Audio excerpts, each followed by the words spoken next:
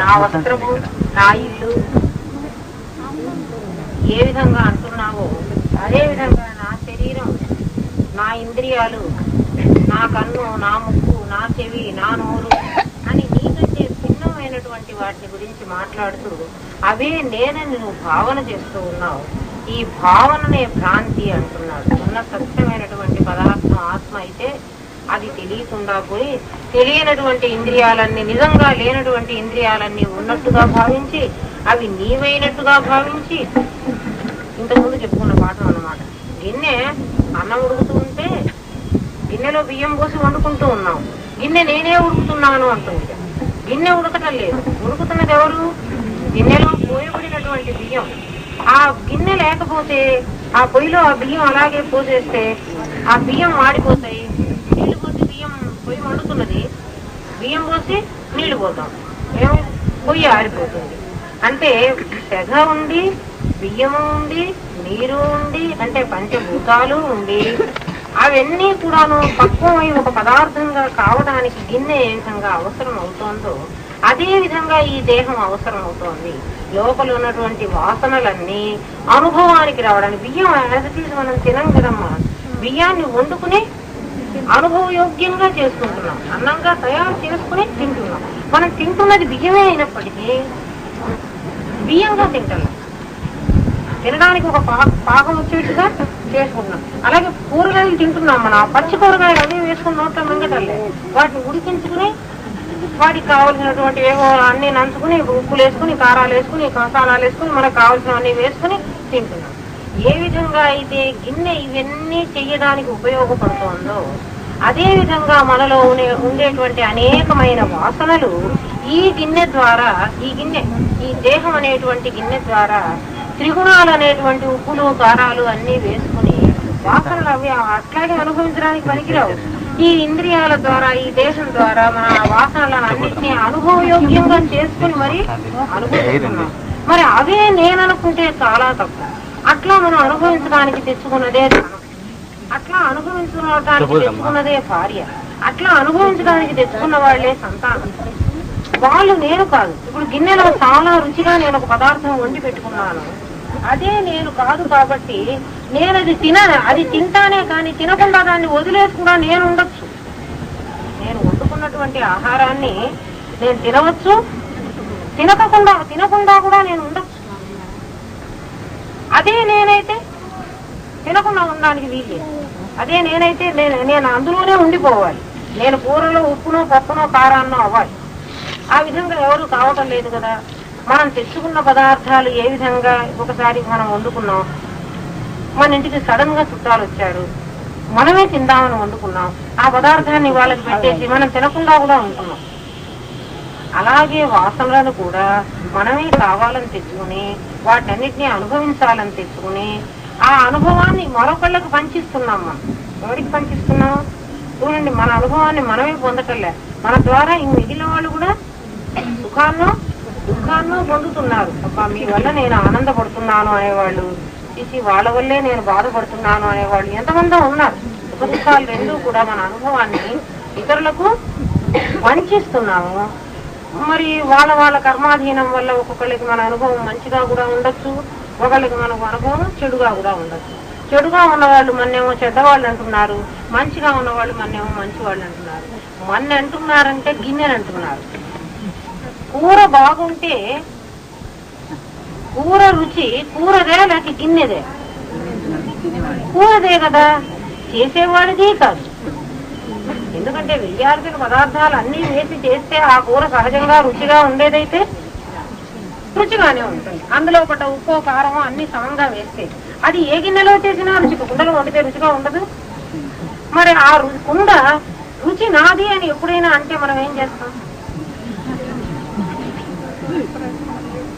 కుండ రుచి నాదనదు, వండినవాడు రుచి నాదనడు. వండినవాడిది కాదు రుచి, కుండది కాదు, ఆ పదార్థాలు ఆ కూరది. అలాగే మరి అక్కడేమో కూరది రుచి అని ఒప్పుకుంటున్నావు, ఇక్కడే ఉంటామంటే గిన్నెదే రుచి అంటున్నావు. నేను చేశానండి, ఆలోచించుకోండి. కొంచెం తేడా ఉన్న సంగతి మీకు అర్థం అవుతుంది. లోపల అనేక విధమైనటువంటి వాసనలు ఉన్నాయి. ఆ వాసనలు త్రిగుణాలతో కలిసి అనుభవానికి యోగ్యంగా ఒక దేహాన్ని తెచ్చుకుని ఆ దేహం ద్వారా అవి అనుభవించడానికి పనికొస్తూ ఉన్నాయి. ఆ వాసనల వల్ల అనేక మందికి దుఃఖమో సుఖమో, మన వల్ల ఆనందమో బాధో కలుగుతూనే ఉంది. వాళ్ళకి ఆనందం కలిగితే నేను ఆనందం కలిగించానని కదా, బాధ కలిగితే నా వల్ల వాళ్ళు చెడిపోయినారని మనం అనుకుంటాం. అంటే గిన్నెకు ఆపాదిస్తున్నాం అన్నమాట. అవన్నీ కూడా ఇది ఎంత అసహజమో ఊహించుకోమన్నాడు. ఒక్కసారి ఆలోచించుకోరా నాయన. విమర్శనాత్మకమైన దృష్టితో, ఇది విమర్శనాత్మకమైన దృష్టి. మీరంటారమ్మా మీ వల్ల కదా మేము ఇంత ఆనందంగా ఉన్నాము అని ఎవరన్నా అంటూ ఉంటారు మన వాళ్ళు. అంటే గిన్నె వల్ల కూరకు రుచి వచ్చిందంటే ఎంత సత్యమో. ఆనందం దేని వల్ల వచ్చింది? మీలో ఉన్నటువంటి వాసనలను ఏ విధంగా వేయించుకోవాలో, వాటిని మార్చుకోకుండా పక్వంగా ఉండేట్టుగా ఉప్పు ఎంత వేయాలో, కారం ఎంత వేయాలో అన్ని మనం చెప్పుకున్నాం.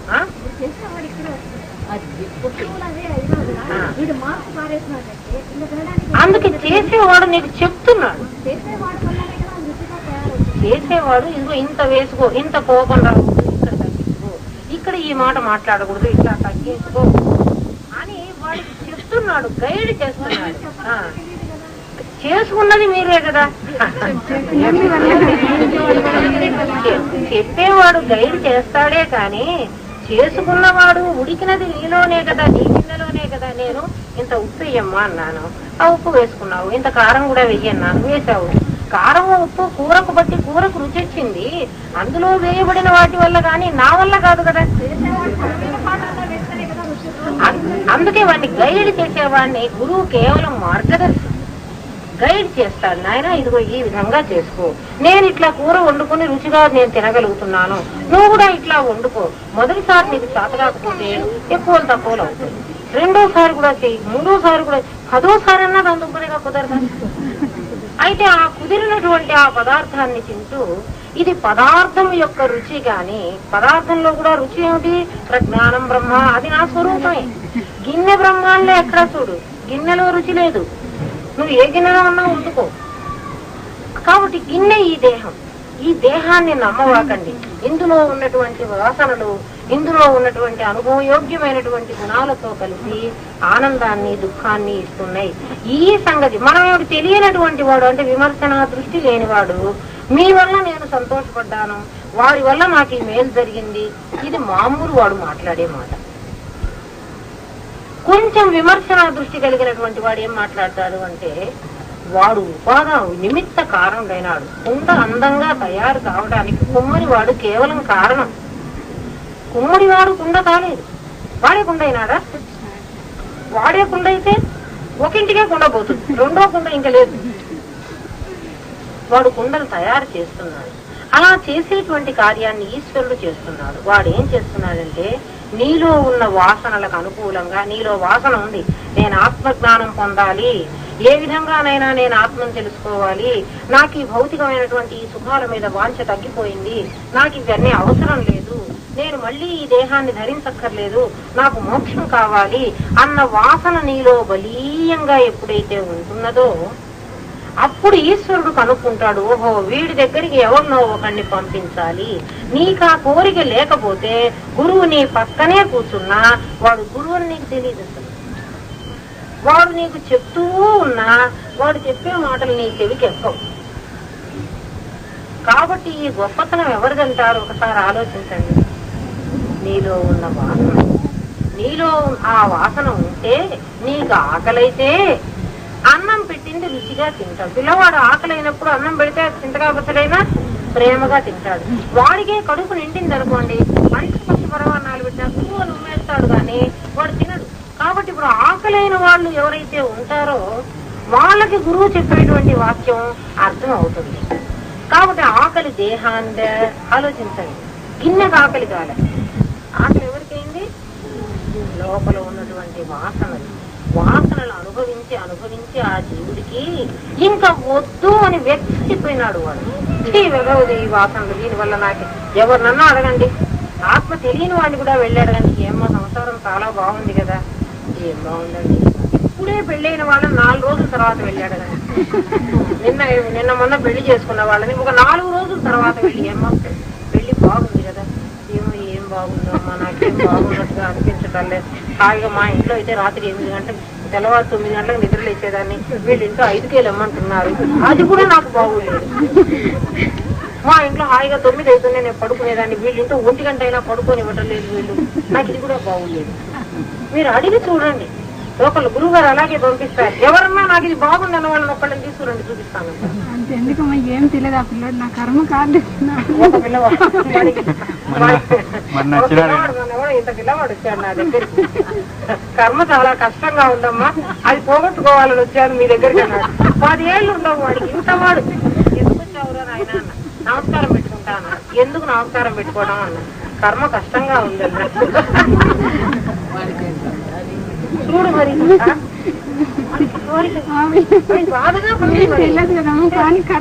వాసన, ఈ కర్మ తాలూకు వాసనలు ఉన్నాయే, ఇవన్నీ ఏదో జీవుడు అనుభవించి చాలా కాలం బట్టి వాటికి చర్విత చర్మణం అదే తింటున్నాడు, అదే తాగుతున్నాడు, మళ్ళీ అందులోనే పుడుతున్నాడు, మళ్ళీ పెరుగుతున్నాడు, మళ్ళీ తింటున్నాడు.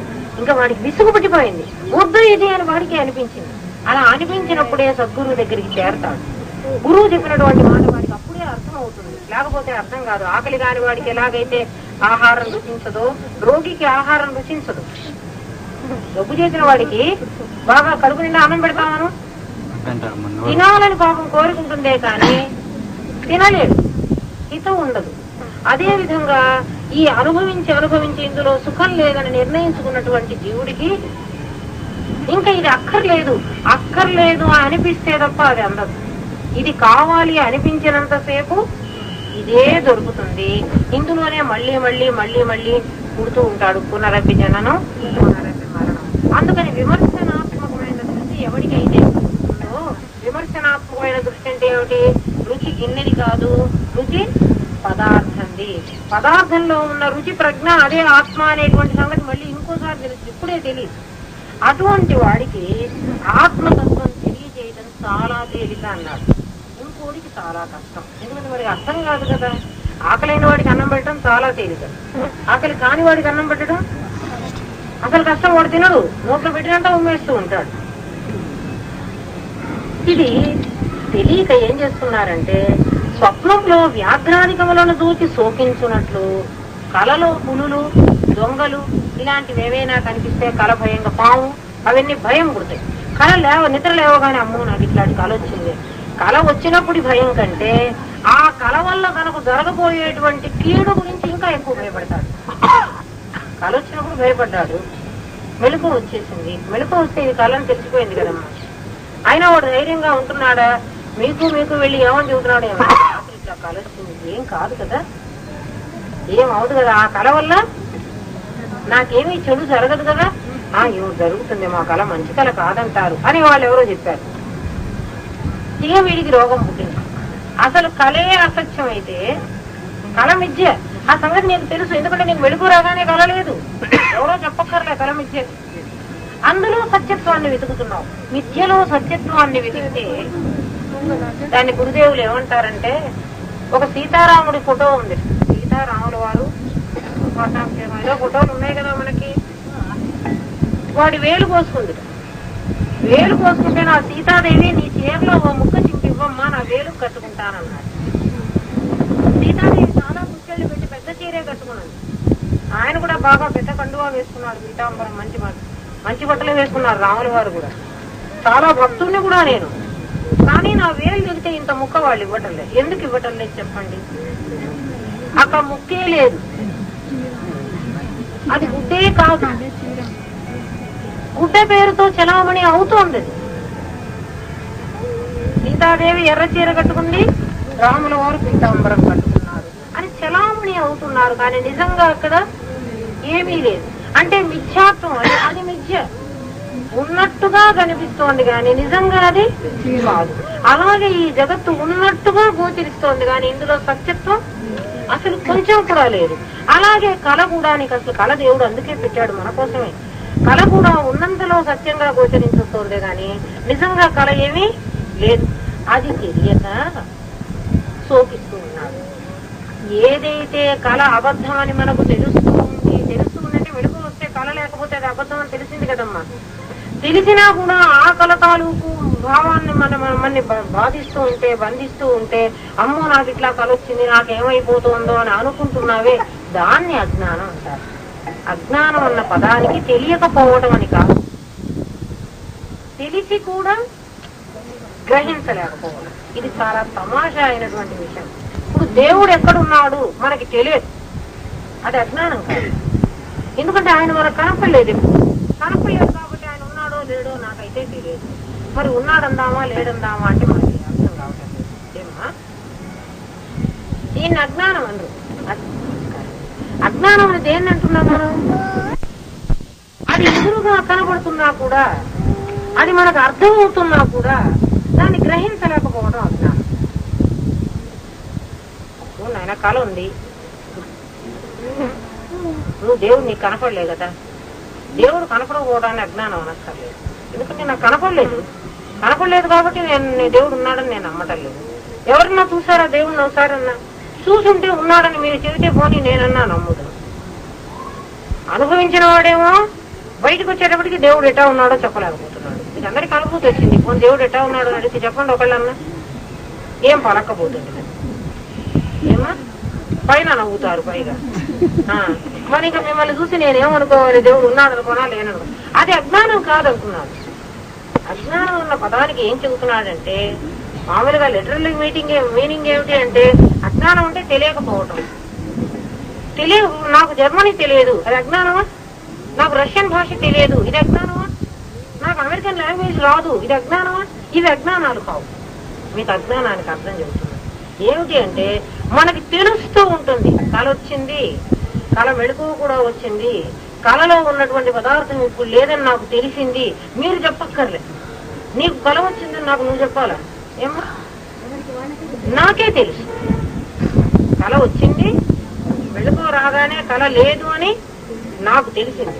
తెలిసి కూడా నేను ఇప్పుడు ఏం చేస్తున్నాను, ఆ కళలో దొంగలు నన్ను కొట్టారు కాబట్టి ఇప్పుడు దొంగలు కొట్టవచ్చు అంటే అక్కడ మిథ్యలో నువ్వు సత్యాన్ని వెతుకుతున్నావు.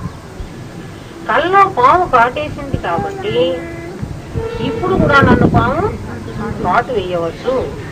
మీ దగ్గరికి వెళ్ళి, అమ్మ నాకు ఇట్లా కళ వచ్చింది, నా కళ్ళలో పాము కరిచినట్టుగా కళ. అయ్యో పాము కరిచిందా, ఎంత తప్పు. ఇదివరకు ఎవరో వాళ్ళకి ఎవరికో ఇట్లాగే కళ వచ్చి పాము కరిస్తే నిజంగానే వాడికి పాము కరిచి వాడు అంత చచ్చిపోయినాడు.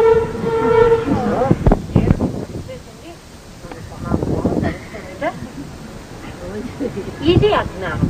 అంటే ఏమిటి? నీకు తెలిసింది, తెలిసినా కూడా నువ్వు దాన్ని సత్యం అని నమ్మలేక, నీకు తెలిసింది సత్యమే. అసలు ఏది తెలిసింది? అలా అబద్ధం, నీకు తెలిసింది సత్యం. కానీ అందులో మళ్ళీ నిజాన్ని ఊహించుకుని నువ్వు ఆ అసత్యంలో గ్రహించలేక నువ్వు ఉంటున్నావే, అది అజ్ఞానం. అలాగే ప్రతి ఒక్కడికి కూడా దేవుడు ఉన్నాడని తెలుసు. చిన్న పిల్లవాడిని గుడికి తీసుకెళ్లి దేవుడు ముందు నుంచోబెట్టి, నాయన దండం పెట్టుకో అని చెప్పండి, మీకు తెలియకుండా వాడు కళ్ళు మూసుకుంటాడు. వాడికి మీరు చెప్పలే దేవుడు ఉన్నాడని.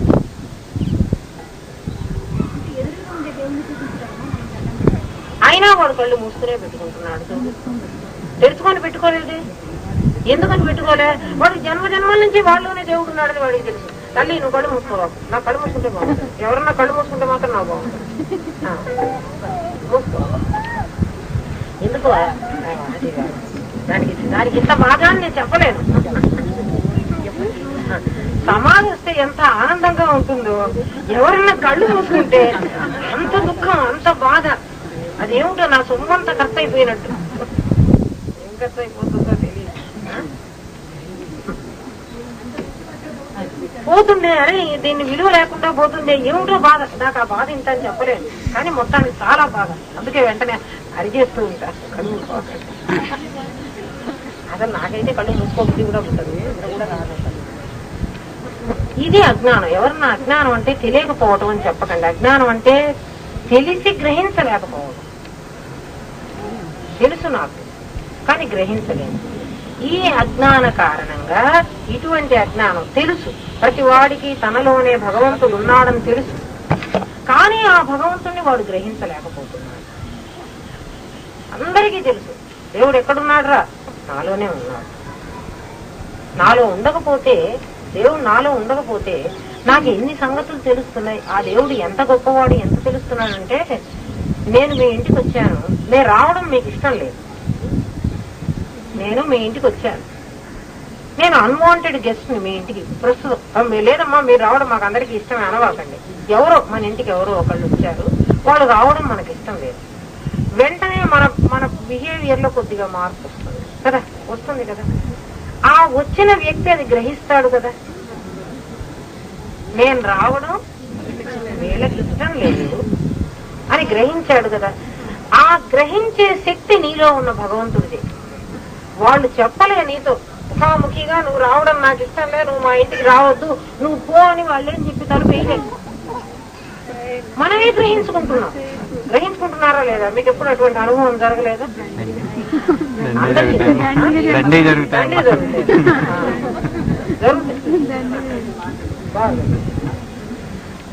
మరి అది గ్రహించి ఆ గ్రహింపు చేయిస్తున్నవాడు, ఆ తెలివి ఎవరు అంటే నీలో ఉన్న పరమాత్మది, ఆ ప్రజ్ఞా స్వరూపుడిది.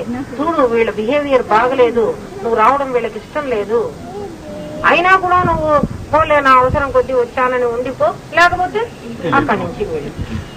అట్లా నీలో ఉన్నటువంటి పరమాత్మ అనునిత్యం నీకు సర్వ విధాలా తోడ్పడుతూ నువ్వు చేసే ప్రతి పనిని నీకు తెలియజేస్తూ ఉంటే, వాళ్ళు లేడంటాం ఒక తప్పు, అసలు వాళ్ళు లేడట. ఒకవేళ ఉన్నాడు అంటే ఎక్కడో కైలాసంలోనో ఆ దేవుడు ఎక్కడుండి ఏం చేసి వస్తున్నాడో, నాకు ఇన్ని కష్టాలు వస్తుంటే వాడు చూసి కూడా కావటం లేదు, తిట్టుకుంటారు. దేవుడు ఎక్కడో ఉండి వస్తున్నాడు, అక్కడెక్కడో ఆ ఊళ్ళో దేవుళ్ళో టికెట్ లేదు, ఏమీ లేదు, ప్లేన్ అక్కర్లేదు, హైదరాబాద్ నుంచి ఇక్కడికి రాక్కర్లేదు. వాడు మనం అన్న టికెట్ కొనుక్కోవాలి, ఏదో 4-5 గంటలు ప్రయాణం చేయాలి, వాడికి అది కూడా లేదు. అసలు నీలోనే ఉన్నాడు. ఇది అజ్ఞానం. నీలో ఉండి కూడా, తెలిసి కూడా నీలో ఉన్నవాడిని గ్రహించలేకపోవటం అజ్ఞానం. లేడనుకుంటున్నావు, నీలో ఉన్నవాడిని గ్రహించలేకపోవడం అజ్ఞానం. వాడెక్కడో ఉన్నాడు అనుకోవడం నీ అవివేకం, అంతే కదా. మరి వాడు ఇక్కడ ఉంటే వాళ్ళు ఎక్కడో ఉన్నాడు అనుకుంటా నువ్వంటావు. వాడు కనపడితే నేను అట్లా అనుకోను కదా.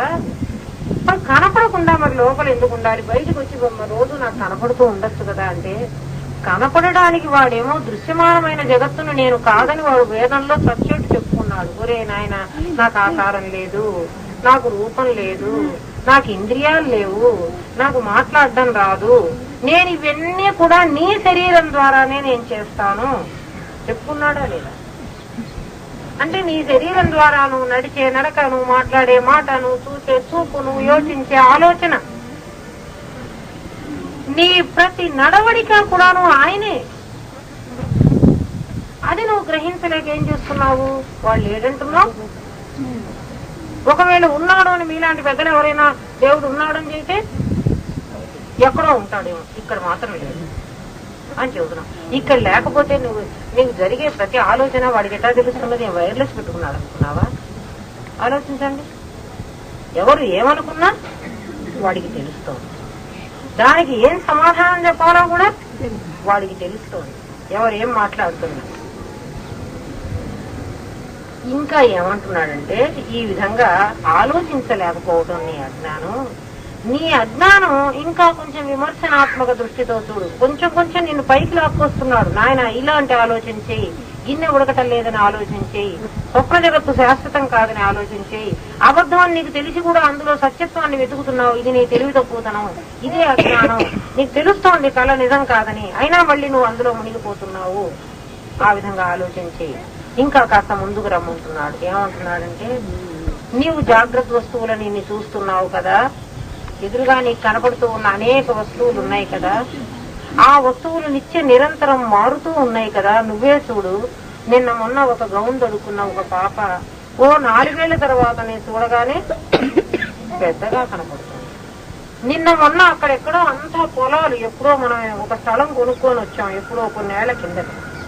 నాయన, ఆ స్థలం చూపిస్తారా నీ పిల్లవాడిని పిలుస్తూ పోయినా. అక్కడ అన్ని ఇళ్లు కట్టేశారు, ఎక్కడ స్థలమో మనకేం తెలియలేదు. అంటే ఎందుకమ్మ శ్రీరామ ఇక్కడ రూమ్ కట్టలేదు, ఇప్పుడు అప్పుడే రూమ్ కట్టేశారా? మొన్ననే ఉన్నమ రోజమ్మా గురు పూజ చేసుకున్న వాళ్ళు కాలేదు, ఇప్పుడు కట్టారు. అంటే మనం అన్ని అక్కడ పెట్టుకోవచ్చని వాళ్ళకి 15 రోజులు అయిందా? ఏమ్మా ఇట్లా నిత్య నిరంతరం నిన్ను ఎన్ని రకాలుగా ఆలోచించుకోమని శాస్త్రం చెప్తుందంటే అమ్మా, ఒక్కొక్కడికి తీపి ఇష్టం, ఒకడికి కారమే ఇష్టం, ఒకడికి పుల్లటి వస్తువులు ఇష్టం.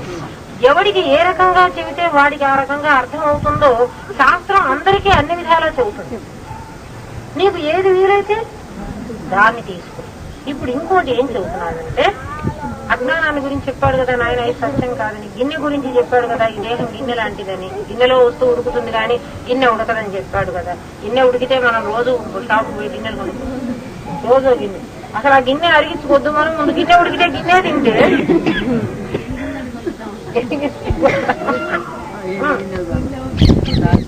అదే కదా. అందుకని జాగ్రత్త వస్తువులను చూస్తున్నావు కదా నువ్వు, రోజు నీతో చూడబడేటువంటి వస్తువు ఒక్కటైనా స్థిరంగా ఉంటుందా చూడమన్నాడు. నిన్న మొన్న కొత్తగా కట్టారు గృహప్రవేశానికి మనం వెళ్ళాం, ఇల్లు 50 ఏళ్ల తర్వాత చూస్తే అది శిథిలం అయిపోయింది. అలాగే నిన్న మొన్న చిన్న బీజ రూపంగా ఉండి ఇంతే మొక్కగా ఉంది, 10 ఏళ్ల తర్వాత నేను పోయేటప్పటికి అది కాయలు పిందెలు పండ్లు అన్ని కాసి పెద్దదిగా తయారైపోయింది. నిన్న గౌన్ వేసుకున్న పాఠశాలకు నేను వెళ్ళొచ్చాను, పేరు పెట్టొచ్చారు.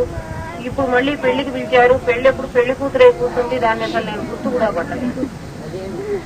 దీన్ని బట్టి ఏమంటున్నాడంటే, జాగ్రత్త వస్తువులు అంటే నువ్వు నిత్యం నీ చేత చూడబడేటువంటి వస్తువులన్నీ మారుతూ ఉన్నాయి, స్థిరంగా ఉండటం లేదు.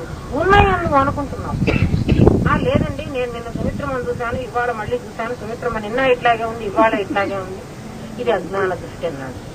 విమర్శనాత్మకమైన దృష్టిలో చూడు, నిన్న ఆవిడ జీవాణువులు ఏవైతే ఉన్నాయో అవన్నీ నశించిపోయి ఇప్పుడు కొత్త అణువులన్నీ మళ్లీ వచ్చాయి. అయితే ఎంత ఈ జరిగేటువంటి ఈ మార్పు నీవు మామూలు కంటితో గ్రహించలేనంత అంత సూక్ష్మంగా జరుగుతోంది. కాబట్టి నువ్వు కనుక్కోవటం లేదు. 10 ఏళ్ల తర్వాత అయితే నువ్వు కనుక్కుంటున్నావు, నిన్నటికి ఇవాళకి అయితే నువ్వు కనుక్కోవటం లేదు. నిన్నటి కొత్త చీర ఇవాళ కలిపితే కొత్తగానే ఉంది. నెల తర్వాత అంటే నెల తర్వాత నువ్వు గ్రహించగలుగుతున్నావు అన్నమాట. మెత్తబడింది, కొంచెం పాతబడుతుంది. అదేవిధంగా జాగ్రత్త వస్తువులన్నీ కూడా స్థిరంగా ఉండటం లేదు, మారిపోతూ ఉన్నాయి. ఏ విధంగా అయితే జాగ్రత్త వస్తువులు స్థిరంగా ఉండటం లేదు, స్వప్న వస్తువులు సుషుప్తి వస్తువులు కూడా స్థిరంగా ఉండటం లేదు. నిర్ణయించుకోమన్నాడు. కళ స్థిరంగా ఉందా? నిన్న 10 గంటలకు నాకు కళ వచ్చింది, ఇవాళ 10 గంటలకు ఆకలే వస్తుందా? పోనీ 1 సంవత్సరం తర్వాత ఆకలే వస్తుందా? ఎవరన్నా గ్యారంటీ ఇవ్వగలరా నాకు? మాకు నిన్న ఇవాళ రేపు ఎల్లుండి కూడా ఒక కళే వస్తుందండి. అదే జాగ్రత్త వ్యవస్థలో మారినప్పుడు మరి స్వప్నంలో మారాలి కదమ్మా, మారుతాయి కదా. ఈ విధంగా స్వప్నం కూడాను ఏమవుతోంది, నిత్య నిరంతరం జాగ్రత్త అవస్థ ఏ విధంగా మారుతోందో స్వప్న ప్రపంచం కూడా అలాగే మారుతోంది. ఇక సుషుప్తి కూడా మారుతోంది అంటున్నాడు. ఎట్లా మారుతోంది? బాల్యంలో పిల్లవాడు పుట్టినవాడు కనీసం అంటే 20 గంటలో 22 గంటలో నిద్రపోతున్నాడు. పుట్టిన పిల్లవాడు ఎప్పుడూ నిద్రపోతూ ఉంటాడు. 3 నెలలు అయింది, 6 నెలలు అయింది, మెల్లగా వాడు నిద్ర టైంని తగ్గించుకుంటూ వస్తూ ఉన్నాడు, మార్చుకుంటున్నాడు.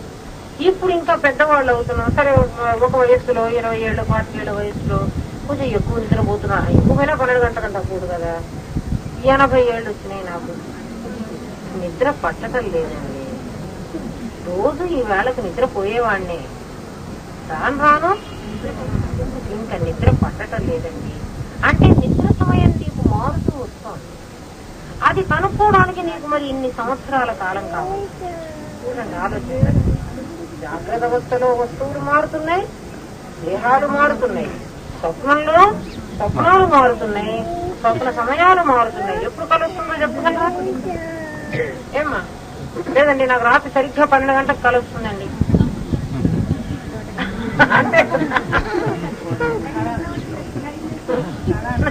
అంతే కదా, కళ రాదు కదా.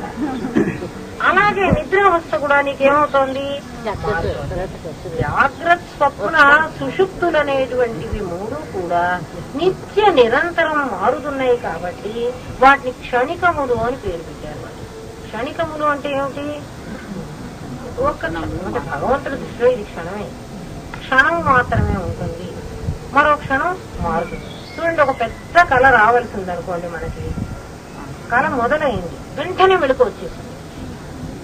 ఆ కళ రాలే, మళ్ళీ నిద్రపోయినాం, ఆ కళ కంటిన్యూ అవుతుంది. అంటే కొన్నిసార్లు చూడండి, మీరు ఆలోచించండి, ఒక్కోసారి ఎప్పుడు రాదు ఏమ్మా, ఎప్పుడో ఒకసారి ఆకలే మళ్ళీ మెళుకు వస్తుంది, మళ్ళీ నిద్రపోయినాం, దాన్ని ఇంకా తానే ఆఖరి దాకా, అదో పెద్ద కథ అన్నమాట.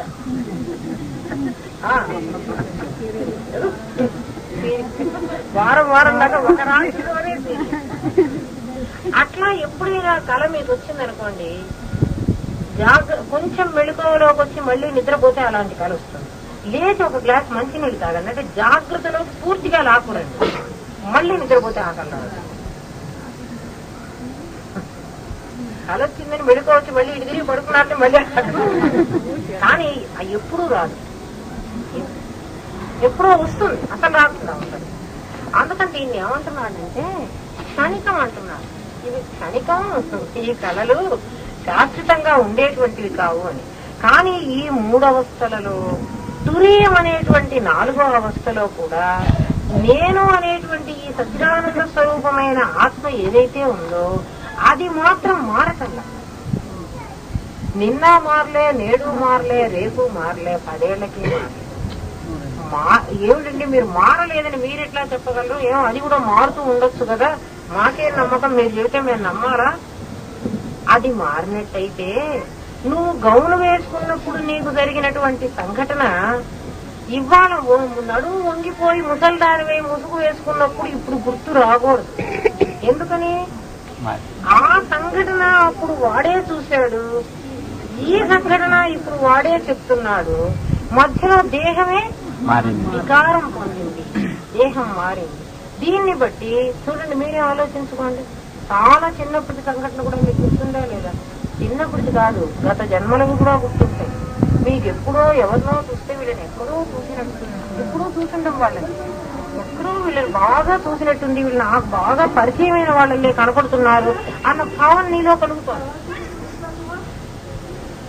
ఇంకా చూడండి, ఎన్నో సంబంధాలు చూస్తారు, పెళ్లి కొడుకుల్ని పెళ్లి కూతుళ్ళని, చాలా మంది అబ్బాయిలు అమ్మాయిల్ని చూస్తారు, అమ్మాయిలు అబ్బాయిల్ని చూస్తారు. ఒక అమ్మాయిని చూడగానే ఎన్నో జన్మల నుంచి ఈమెకి నాకు పరిచయం ఉంది, నేను ఈ అమ్మాయినే చేసుకుంటాను. ఏమిటంటే ఏమా ఇంకెవరు చెప్పినా, ఎందుకంటే జన్మ జన్మల నుంచి వాళ్ళిద్దరికే సంబంధం ఉంది, వాళ్ళిద్దరూ వేరే వేరే పుట్టారు, ఇప్పుడు మళ్ళీ వాళ్ళే కలుసుకుంటున్నారు. ఈ విధంగా లోపల ఉన్నటువంటి ఆ తురీయంలో ఉన్నటువంటి ఆ పరమాత్మ స్వరూపుడు ఎవడైతే ఉన్నాడో, నామరూపాలు లేనివాడు, నామరూపాత్మకమైనటువంటి జగత్తు మారుతున్నది, అది మాత్రం మారటం లేదు. మారటం లేదని నువ్వు గ్రహించు. ఎందుకంటే ఇక్కడ అజ్ఞానం ఉండకూడదు. ఎందుకు ఉండకూడదు? నీకు సత్యంగా కనిపిస్తూ ఉంటే అది నువ్వు కాదనకూడదు, సత్యం అంగీకరించు. జాగ్రత్త స్వప్న సుషుప్తులు మారుతూ ఉన్నాయి, కానీ తురీయమైనటువంటి పరమాత్మ తత్వం మాత్రం ఎన్నేళ్లకి మారటం లేదు. అది గ్రహించినాడు. ఈ జాగ్రత్త ప్రపంచము, ఈ కనిపిస్తూ ఉన్నటువంటి జగత్తు దీర్ఘ స్వప్నము అని నీకు అనుభవం. ఇంత ఎందుకు చెబుతున్నాడంటే, ఎన్ని ఉన్నా దీని మీద రాగద్వేషం నీకు కలగకుండా ఉండడానికి కదా చెబుతున్నాడు. ఎక్కడ ఎన్నున్నా నీకు సమాధి అందరికీ వస్తుందమ్మా, గురువుగారి దయ ఉంటే అందరికీ సమాధి వస్తుంది. సమాధి రావడం అస్సలు కష్టం కాదంటారు గురువుగారు. ఎందుకంటే దీపం నిప్పు నా దగ్గర ఉంది, దీపం వెలిగించాక అది వెలగకుండా ఎట్లా పోతుంది, మీరు బట్టి వచ్చి మీరే తెచ్చుకున్నారు, నూనె మీ దగ్గరే ఉంది. నూనె ఏమిటి? మీ ప్రారంభం. ఒత్తి మీ దగ్గరే ఉంది, నూనె మీ దగ్గరే ఉంది, దీపం చెమ్మె మీ దగ్గరే ఉంది. మరి నేను ఇస్తున్నది ఏముందమ్మా? నిప్పు. ఎంతమందికి ఇచ్చినా కరగనటువంటిది. వెలిగించుకుని జాగ్రత్తగా వెలిగించిన తర్వాత దీపం వెలగదు అంటాం. ఎంత ఏమో బాగుంటుందా? వెలిగించాక దీపం వెలగకుండా పోతుందా? అలాగే సమాధి రావడం అనేది అంత తేలిక అంటారు గురుదేవ్. నిజంగా కూడా తేలికే. ఎవరికి? ఆకలి. ఆకలి కావాలి. ఆకలి కాని వాడికి, కానీ ఆకలి కాని వాడికి ఆకలికి మందులు ఇచ్చి ఆకలి కలిగించి అప్పుడు అన్నం పెట్టాలి. అదే ఆకలి కలిగించడమే బోధ. బోధ ఏమిటనుకుంటున్నారు? ఎందుకు ఊరికే కూర్చొని ఇవన్నీ మాకు ఎప్పుడో చెప్పారండి, మళ్ళీ మళ్ళీ ఎందుకు చెబుతున్నారు? ఊరికే హైదరాబాద్ నుంచి వచ్చి ఇక్కడ కూర్చొని ఊరికే మమ్మల్ని చంపుతున్నారు. మిమ్మల్ని చంపడం కాదు, ఎవరికైనా ఆకలి పుట్టకపోతే పశువులు ఉంటాయి, ఎద్దులు అవి గడ్డి వేయమనుకుంటారా, ఇంత చింతకాయ పచ్చడి తీసుకుని ఉప్పు చింతకాయ తొక్కు వాటి నాలికి బాగా రుద్దుతారు, అంతే. అవే గడ్డి వేయడం మొదలు పెట్టారు, ఇంకేం అక్కర్లేదు. మనల్ని కూడా బాగా ఆరోగ్యం మరణించిన చింతకాయ వెతికిన అట్లా అన్నమాట. అంతేకాని అసలు కొత్తగా లోపల ఉన్న వాడికి ఇవన్నీ తెలిసిన వాడేనగా, వాడికి ఇవన్నీ తెలుసు. మన వాళ్ళ గురించి చింతకాయ అది ఎద్దు జన్మ ఆ వాసన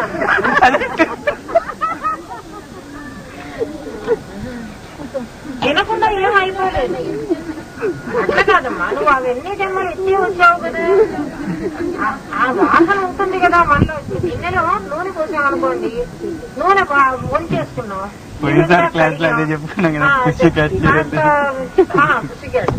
కొంచెం శనగపిండి పెట్టి కూడా రుద్దాము. అయినా ఆ గిన్నె ఎంత నువ్వు రుద్దినా దీనిలో ఇంతకు ముందు నూనె పోసారు అని కొంచెమైనా నీకు జిడ్డు తగులుతుంది. గత జన్మ వాసనలు లేకుండా ఎట్లా పోతాయి? మనందరికీ ఆ వాసనలు ఉండే కదా, అందరికీ మనం విరోధులుగానో వీసులుగానో ఉంటున్నాం. జన్మ వాసనలు ఉన్నాయి, అయితే ఒక్కొక్కళ్ళకి కాస్త ఎక్కువగా ఉన్నాయి, ఒక్కొక్కళ్ళకి కాస్త తక్కువగా ఉన్నాయి. మరీ కొంచెం లేట్ అయిందనుకో ఆ జన్మ కాస్త తక్కువ అంటే దూరం అయిపోతుంది. నిన్న మొన్ననే ఎక్కువ వచ్చేస్తనుకో, ఆ జన్మనే ఈ జన్మకు వచ్చామనుకో ఇంకా కాస్త బాధాకరంగా ఉంటాయి. అంతే, అంతకంటే ఏం తేడా లేదు. నేను ఎప్పుడు అదే అనుకుంటాను. ఎప్పుడు ఈ భుజాలు నొప్పులు పుడుతూ ఉంటాయి, షోల్డర్. గత జన్మలో ఎద్దుగా ఉండి తప్పించుకొని ఉంటాం, మొయ్యకుండా బరువులన్నీ. కొన్ని ఎద్దులు అట్లాగే దొంగతనంగా తప్పించుకుని అవతల ఎద్దు మీద బరువు వేసి ఇవి తప్పించుకు తిరుగుతూ ఉంటాయి, దొంగ ఎద్దు. ఏదో పుణ్యం చేసుకుని మానవ జన్మ వచ్చింది, మరి ఇవన్నీ లాగి పాపం నొప్పులు పుడుతున్నాయి. లేకపోతే ఏం రోగం? మనిషిగా ఉన్న వాడికి భుజాలు నొప్పులు ఎందుకు పుడతాయి? ఆ జన్మ సంస్కారం. అట్లా మనకి తెలియకుండానే ఏ జన్మలో మనం ఏమిటో మనకి తెలియదు కదా, ఆ జన్మ తాలూకు సంస్కారాలు మనకు ఉంటాయి, లేకుండా పో. వాటి వల్లే ఒక్కొక్కళ్ళు క్రౌర్యంగా మాట్లాడినా, దురుసుగా మాట్లాడినా, కాటు వేసినట్టు మాట్లాడినా, ఒక్కొక్కళ్ళు మాట్లాడుతుంటే మనస్సు చాలా మంచిది ఉంటుంది, మాట మాత్రం మాము కాటు వేస్తే ఎలా ఉంటుందో అలా ఉంటుంది.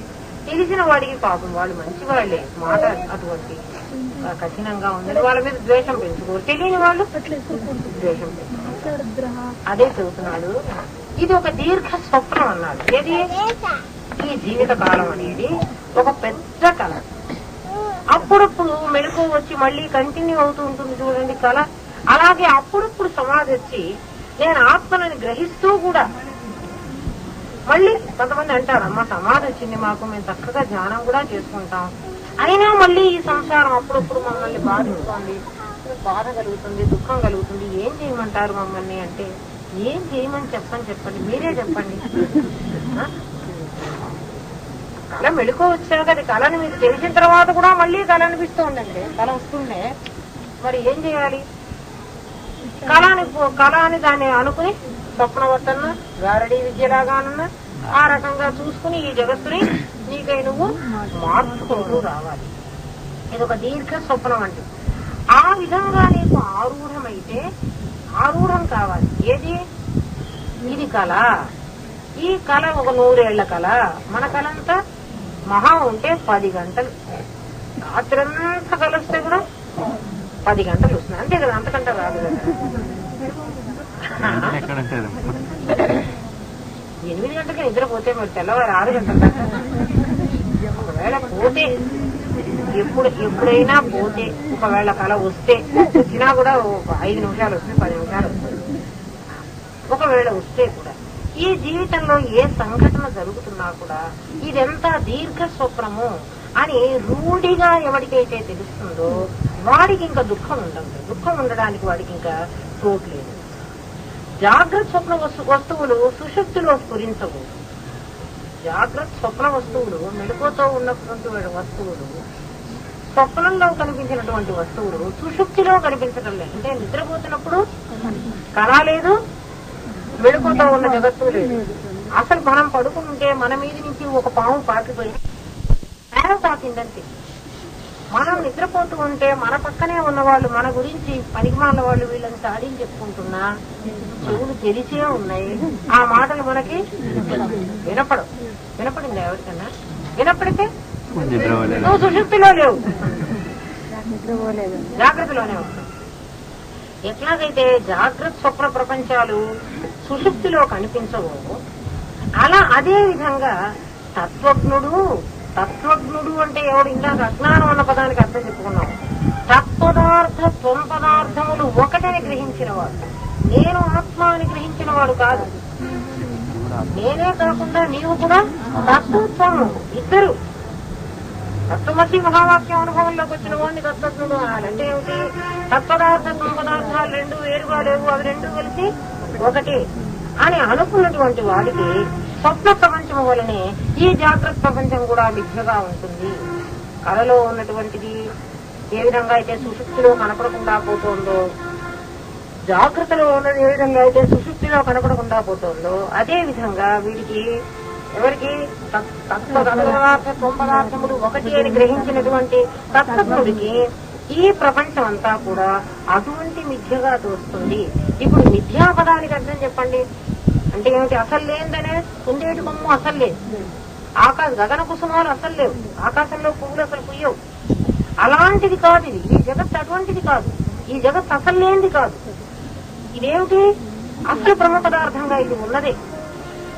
ఎందుకంటే మనం అందరం సచ్చిదానంద స్వరూపమైన బ్రహ్మలమే.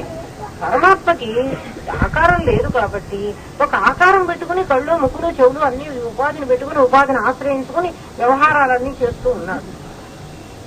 ఎందుకు చెయ్యాలండి అంటే నా ఇష్టం. నేను ఒక్కడిని గదిలో కూర్చున్నాను, ఎవ్వరూ లేరు, నా చుట్టూ అద్దాలు ఉన్నాయి, నా ఇష్టం నేను ఎక్కిరించుకుంటాను. మీరెవరు అడగటానికి? ఎందుకు ఎక్కిరించారు అని మీరెవరంటారు? చిన్న పిల్లల్ని ఒకళ్ళని మీరు గదిలో వదలండి, అక్కడ మీరు 4 చీరలు అక్కడ బారేయండి, వాళ్ళని ఒక్కడనే గదిలో పెట్టండి, గబగబా ఆ పిల్లలు ఆ చీర కొనుక్కుని ఆయన బయట వేస్తారు. ఒక టవలైనా కనీసం ఎందుకు వేసుకున్నారు వాళ్ళు ఎందుకు వేసుకున్నారో మీరు నాకు జవాబు చెబితే భగవంతుడు ఎందుకు వీళ్ళందరినీ సృష్టించి వీళ్ళతో ఆట ఆడిస్తున్నాడో మీరు. ఆయన ఈ రూపంగా ఉంటే ఎట్లా ఉంటాను, ఆ రూపంగా ఎట్లా ఉంటాను, నేను ఈ పని చేస్తే ఎట్లా ఉంటాను, ఆ వేసుకుంటున్నాడు వేసుకొనియండి, మీకెందుకు నష్టం? మధ్యలో అది నేను అని గిన్నె ఎందుకు నేను ఉడుకుతున్నాను, నేను రుచిస్తున్నాను అని అన్నదనుకో, కొంతమంది అంటారు ఈ గిన్నెలో వండితే చాలా రుచిగా ఉంటుందండి. రుచి మహల్లారా,